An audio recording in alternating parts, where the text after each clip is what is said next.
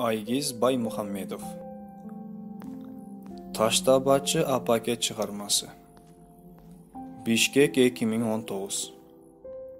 Которгон Жолдубек Качкынбаев. Жазуучу баш каарман Ильястын жан дүйнөсүн ачып берүү аркылуу бүгүнкү коомду, улан кыздарыбызга, жалпы эле адамзатка бет калпсыз, ачык көрсөткүсү келген. Китепти окуган ар бир бала ата-энесинин кадырын билип, аларды көзү барда сыйлап урматтоону үйрөнөт. Турмуш алардын башына кандай гана оор нерсе салбасын, аны жеңе билүүгө бел байлашат. Ал эле эмес, ата-энелер да балдарынын чексиз мээримине зар болоорун түшүнүшөт. Бул чыгарма балдары менен жаш өспүрүмдөргө жана жалпы окурмандарга арналат. Дилазык басма үйү 2019. Таштабачы апаке. Мен атамды дүйнөдөгү эң мыкты ата деп билем. Ал бир дагы жанга катуу сүйлөбөгөн, эч кимдин көңүлүн оорутпаган асыл адам.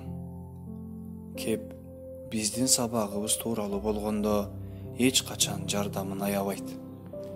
Жазында атабыз менен токойго барып, козу карын, бүлдүркөн, кулпунай тердик. Жемиш толгон челектерибиз менен үйгө кайттык. Атам бизге тирүү бугуларды көрсөттү. Апабыздын кайтыш болгонуна 4 жыл болду. 7 бала томсоруп, атабыздын колунда калдык. Балдарыңды балдар үйүнө өткөр дагы үйлөн. Гизат, сен мындан ары дагы өмүр сүрүүң керек, деп атама көп адамдар кеңеш беришти. Балдарды жалгыз кантип өстүрмөгелең? Жаныңды кыйнабай, балдар үйүнө өткөрүп салчы, дегендер болду. Атабыз болсо алардын сөзүн уккусу да келген жок. Мен тирүү турганда балдарымдын бир тал чачы жерге түшпөйт. Биз аларды балдар үйүндө чоңойсун деп бул жарка алып келген эмеспиз, деп айтканынан кайтпады. Ошентип апасыз күндөр өтүп жатты. Атабыз акыркы күндөрү көп ооруй турган болду. Ооба, бизге билдиргиси келген жок. Бирок чындыкты жашыра албайсың да. Колдору меникине окшоп ичкерип кетти. Дарбазадан ары чыкпаганына да жыл айланды. Ага эмне болуп жатканы бизге эч түшүнүксүз. Апабыздын өлүмүнөн кийин уйкусу качып, элден алыстай баштады. Терезенин түбүнө бирөөнү күтүп жаткандай көпкө туруп калат. Бир жолу түн ичинде ысыктан ойгонуп кеттим. Туруп атамды карасам, апамдын сүрөтүн кучактап отурган экен. Ал кезде мага атамдын эмнени ойлоп отурганы белгисиз эле. Менин улуу эки агам жана эжем азыр шаарда окуу жайда окуп жатышат. Дагы эки карындашым Алсу менен Алия, мен жана кичүү иним Зульфира атам менен бирге жашайбыз. Мектепте окуйбуз. Акыркы күндөрү атамдын тамак жасаганга чамасы келбей калды. Андыктан 5-класстагы карындашым Алияга тамак жасоону, камыр жууруп, нан бышырганды үйрөнүүгө туура келди. Ал бышырган токочтор кичинекей. А биз болсо апамкында чоң кылып бышыруусун суранып жаттык. Мен чоңойгондо силерге чоң токочторду жасаймын. Азырынча мага ушунча камырды ыйлеп жасоо абдан кыйын болуп жатат, деп актанат карындашым. Жазгы көктөм убагы. Кар эбак ээрип кеткен. Алгачкы гүлдөр ачыла баштады. Айлана өзүнчө эле керемет. Атабыз гана үйдөн чыга албайт. Ал күнү бою төшөктө жатат. Уулум, келчи жаныма, деп мени өзүнө чакырды. Макул ата. Ментеп жатып өткөндөрдү эске салдым. Эмнегедир оюм мени жаш кезиме карай жетелейт. Мен силердин апаңарды ушундай бир жакшы күндө кезиктирдим. Андан бери канчалаган суулар акты, ал кездеги бактылуу учурларды бүгүнкү күн сыяктуу эсимде сактаптырмын. Ошол жазда Гүлнурум'a алгачкы жолу бай чечекей сунган элем. Атам бир аз тынып, артына карай бурулду. Ойлуу карап, жумшак үн менен: балам, талаага барып бай чечекей терип келчи. Мен бул көктөмдөгү бай чечекейди али көрө элекмин. Сен терип келген гүлдөрдү жаныма коюп, суктана карап жатайын. Мен тез эле келем ата. Башымды ийкеп, үйдөн чуркап чыгып, көз ачып жумгуча эң кооз гүлдөрдү терип келдим. Гүлдүн жыпар жыты бөлмөнү каптады. Үйүбүз жапжарык болуп, атабыздын да көңүлү бир аз көтөрүлө түштү. Мен атамды кубандыра алганыма сүйүнүп, күнү бою жакшы маанайда жүрдүм. Атам мени жатаардын алдында дагы бир жолу жанына чакырды. Сен эми чоңойдуң, балам. Баарын түшүнөсүң. Мен мынчалык тез картайып калам деп эч ойлогон эмесмин.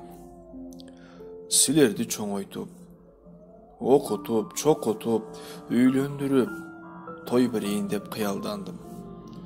Байкашымча ал максатыма жете турган эмесмин. Анын сөзүнөн мен өзүмдү жаман сезе баштадым. Атам болсо ары карай сөзүн улады. Эч ким алдыда эмне күтүп турганын билбейт. Эгер күтүүсүз ооруканага түшүп кала турган болсом, менсиз тиричилик кылганды үйрөнгүлө. Майда чүйдөгө уруша бербей, ынтымактуу өмүр сүргүлө. Турмушта көп кыйынчылыктар болот, бирок сен баардыгын көтөрө бил. Мен ооруканада болгондо сабактан калчу болбо. Эжелериң менен карындаштарыңа камкор бол. Сен эми эр жигит болдуң. Үйгө, чарбага каралаш. Мен сени жаныма жөндөн жөн чакырган жокмун. Мен үчүн кымбат бир нерсе бар. Аны сага берейин дедим. Ошол кезде атам катуу жөтөлө баштады. Мындай жөтөлү узакка созулчу эле. Аны менен катар жөтөлгөн сайын андан кийин күчү калбай алсырап, башын жаздыкка жаздап үнсүз жатты. Мына. Азыр сага бирдемке берейин деп жатты эле, кайрадан жөтөлү башталып калды. Мейли балам, эртең берейин деп атам терең дем алды. Башым катуу айланып кетти. Атам ооругандан бери жанында каралашып бирге жаттым.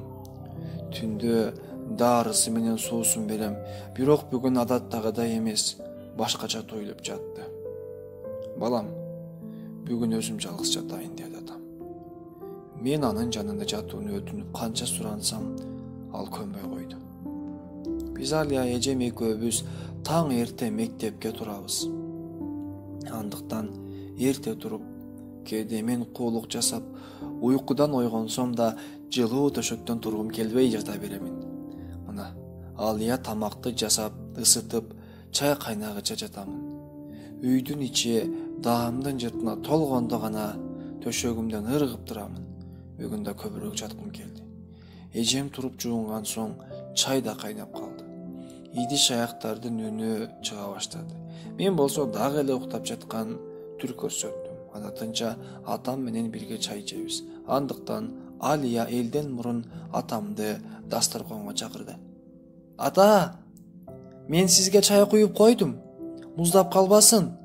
Ата, чай муздап калмай болду деп эжем атамды чакырса, ал ордунан козголгон жок. Алия атамды көздөй барып: Ата! Ата! Атаке!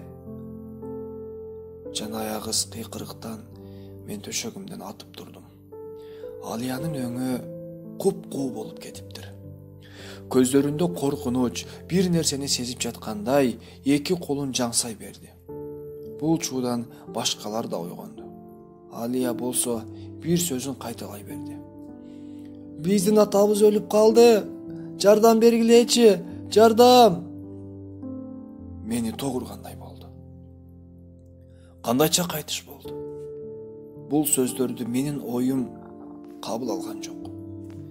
Тишим тишиме тийбей титиреп, тынчтануу кыйындай баштады.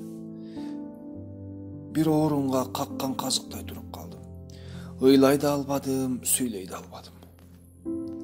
Балдардын эң кичүүсү 1-класста окуган Зульфира назик үнү менен ыйлап жиберди. Менин кулагыма энесинен эбак айрылган күчүктүн өксүгөнүндөй бир аянычтуу үнү угулуп жатты.